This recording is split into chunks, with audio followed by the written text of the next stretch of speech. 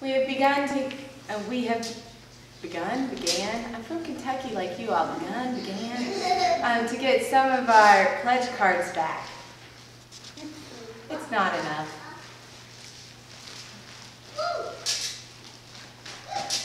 You see, I wrote that sentence before actually knowing what the pledge card said. In fact, I still don't know, and today is your last day to be able to turn in your pledge card for the offering tray. And as we talked about, the pledge cards are just a way to provide an estimate. But ultimately, the question is, pledge cards kind of show if someone thinks that their church is enough. Because we put our treasures where our hearts seem most connected to God's love. I would expect that some people out there would have assumed that the statement I just made at the beginning of this sermon would be the statement made. Why? Why do you believe that this church isn't enough? Why do we assume that? One of the things I have really appreciated about the board at this church is they work very hard to not focus on those things that some people say. While there are members of the board who share the thoughts of other people, the board as a whole tries hard not to recognize the issues, or to only recognize the issues that come from people who are willing to engage and discuss, not just have commentary. I have found that commentary is one-sided. The conversation is open to listening and responding. Conversation, as we talked about over the summer, is more healthy and sacred than commentary and the namelessness of some people. And we live in a world that is really good about creating some people. Social media is the best opportunity to be passive-aggressive and nameless and faceless. Or it's like those people who complain but didn't actually go out to vote. Some person, whoever that some person is in our world, is not willing to hear the other. Some person is fearful of being wrong instead of understanding. Some person can bring down the morale pretty quickly in a situation. Some person does not step up, but steps on. Some person makes others use their voice because they may not feel really worthy to be heard. Are you some person? At some point, we must admit that we've all been some person. Because sometimes we all don't think that we have enough to actually offer. And then as a church, we think we don't have enough money, the right pastor, enough families, enough. We live in a world of namelessness and facelessness, which is the exact opposite of what we as the church are called to be. The church is called to be people and faces and stories. People who talk to me in this church, people I engage with in this church, who are willing to be named and participate in conversation. You are really awesome and amazing people. You are the type of people that don't need money to just be enough. You are the type of people that when I leave this place, after talking and dreaming with you, I have deep hope that we are here for a reason, God's reason, in the middle of the town of Independence, participating in God's works. You are the people that when I go out from this place, I can celebrate that God is doing good things here at Independence Christian Church. I truly believe that we have in this room on most Sundays what we need, both financially and spiritually. We do not need to be some huge gathering of God's people. We don't. We do, however, need to make sure we are not faceless and nameless and some person, but that we are named and known and God's people. I still hear, though, that outside nagging voice, the same one that when I talked about your history in 1908 said, well, we're going to die soon. Well, it's 2016. We still haven't died since 1908. And I have a feeling we can continue to live. I still think that most weeks we're going to make it. So we need to find a way to stop those nagging voices that tell us that we are not enough. The only weeks I start to doubt that this church is enough is when all of a sudden I start to hear those faceless and nameless and some other people's voices that all of a sudden make me start to think of hopelessness. Because when I actually talk to you and engage with you and spend time with you, there is so much hope. But all of a sudden, if I hear the outside voices, I start to worry that you don't see it. No matter how many times I stand here and tell you how cool you are, you're not hearing it. You don't recognize it. The scriptures from the last few weeks have been stories to remind us that God doesn't trust us to do what's right. God does not. And yet, for some reason, God still tries. God still doesn't give up on us.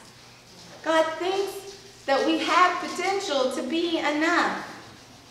For a moment, once again, let me show you on this Thanksgiving Day that you can be Joshua, and you are Joshua, leading people into a promised land and singing the songs that will guide future generations.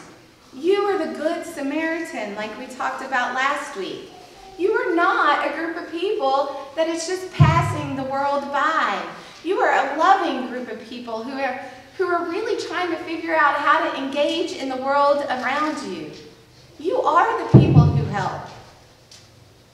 And I wonder if it's such a part of you that you don't recognize and see it. And then there's today's scripture. Hear those words.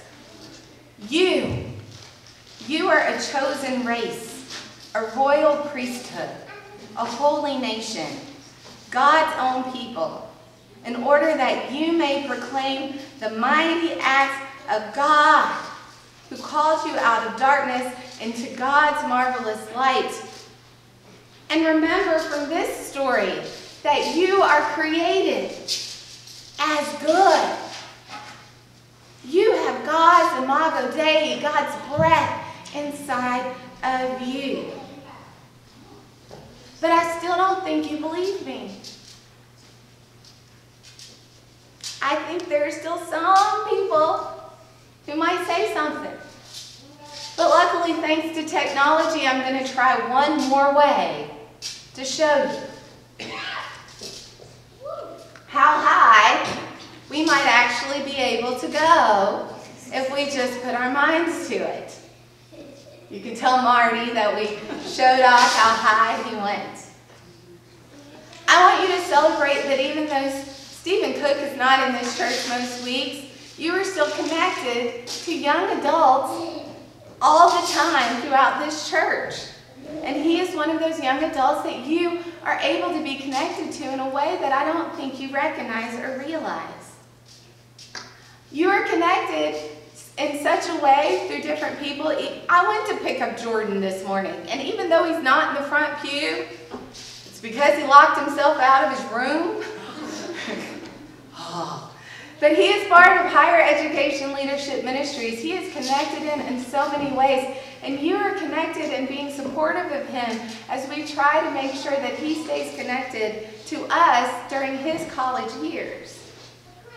You are connected to Will, who I made send me pictures, who also attends a disciple school and university.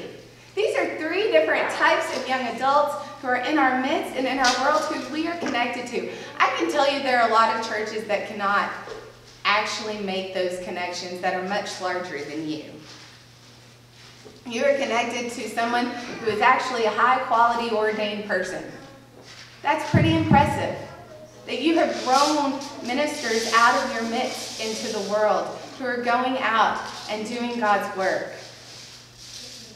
You are starting to even be more connected into the district. We've done district-wide events. This is from the Mission First experience. So you're not only resourcing within what you have here, but we are realizing as an area, we have enough to help all of our areas together. And we are doing that work together. You are connected to camp. This is the problem with posting things on Facebook. I hunt down your pictures. And it gets better. But you are connected to the regional ministries that we do here, which is one of the reasons you're connected in other ways. You are starting to connect financially to the bigger ministries that we have been a part of. So you are connected to the reconciliation and the week of compassion, our education ministries, our disciples home mission, and those cover thousands and thousands of ministries and movements that are happening right now.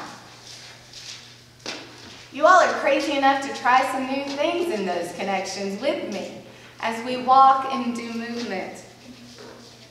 You all are able to feed those who need to be fed. You are able to dream, as we talked about this image last week, new dreams of how to reach out into our community in new ways, and we're taking steps to do those things. You all are able to be creative with me as we try new and inventive ways to worship. This is the cross from Black Friday, or the fact that we did the online prayer on Black Saturday, or the fact that we are trying some study worship things. Not everything's going to work, and not everybody's going to like anything, but the creative process and the ability to try and experiment and reach out is really a powerful thing, and you need to celebrate your willingness to do that. And the most profound is this moment over here. You are willing to include your children in worship in ways. I was at a youth specialties event yesterday in Cincinnati where thousands and thousands of people who work with youth and children were gathered, and everything, every moment I was there said, every church, mega churches, little churches are realizing that we made a mistake when we segregated people out, and that we need to bring all ages back together. And it's there in the facts and the figures, and you are continuing to do what you've already done well, even better. Celebrate that.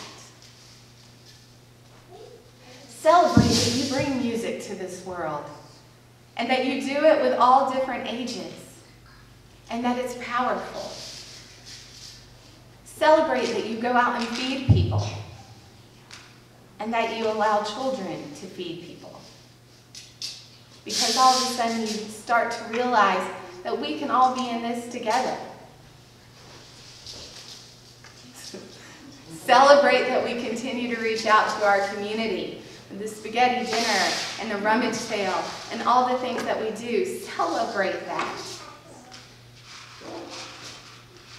We can take a lot of messy food, almost, 2 tons of food, and we can make it into something that can serve our community. And we can have fun while we do it. We can have fun with Cameron McGrath. Most of you don't know her, but she's going down the slide with Jack. We can have a good time. We can do the walks together. We can gather around tables together. We can fellowship together. And this is all mostly from just the last year. Celebrate what you do. Be thankful for your creativity and your openness to allowing God move. Be enough. Celebrate that you are enough and that you have something to share with others. Are you able to finally recognize that you're enough? Or do I have to preach like 8 more sermons like this to remind you? Because I will. If I start hearing what some people say, then y'all are going to get real bored with my sermons. Because I I know that you are a people of God, a people of Christ that proclaim that God is enough. Do you believe that's actually true for this place inside of here and what we can do to reach outside of these walls? When I share these images and these ideas and these movements forward with others who I know and don't know, they are actually excited and impressed. So why aren't we sometimes? Why are we so stuck in the negative? Maybe it's a cultural thing. We do that anyway. But maybe we should turn on, instead of the actual news station, the good news station, and celebrate that we have good news and good works and an amazing gospel, and Jesus Christ is our leaders, that we are enough. And yes, we want to have more people as part of this community, but not because we don't feel like we're enough, but because we are so much that we have something to offer them. We have something to give others. We know how to be the goodest Samaritans. We know how to move into the promised lands. We know how to stand and be proud of being diverse and different and yet all still recognized as God's chosen people. We need to realize that we are enough. God is enough. Our faith is enough. We should give thanks. We should share it. We should go and tell others about it. And if you can't believe that yet, then it won't be enough. It's up to us. God is with us. It's enough.